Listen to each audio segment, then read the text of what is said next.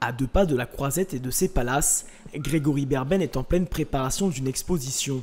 Devenu artiste peintre professionnel en 2009, cet autodidacte anciennement professeur de tennis raconte les débuts de sa carrière, permis grâce à une rencontre inattendue.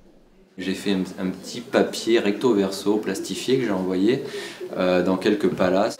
Et dans la foulée, j'ai Madame Augier, la propriétaire du Negresco, qui m'a demandé de la rencontrer. Pour moi, c'est vraiment une fierté qu'elle me consacre à l'époque autant de temps, qu'elle me donnait des conseils.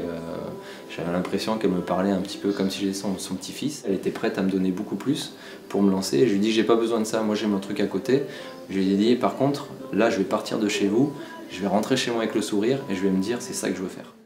Depuis ce jour, Grégory ne cesse de produire et gagne une autorité grandissante, lui permettant ainsi de franchir le cap de la centaine d'expositions.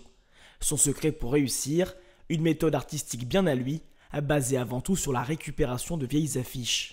Tout ce qui est vieilles affiches comme ça, donc qui sont collées sur le tableau. Bon, après c'est toujours pareil, je me rends pas compte si ça paraît simple, pas simple, mais ce qui est compliqué c'est de trouver un équilibre au tableau en fait. Une fois que tout est collé, donc je travaille tout le traçage en noir, la plupart du temps, donc main levée, de temps en temps avec une petite règle pour faire 2-3 trucs, mais et une fois que tout est fini, ça passe en vernis total. C'est le même vernis que si vous avez une petite Porsche à faire repeindre, il vous met la même. L'idée c'était vraiment partir sur un vernis haut de gamme.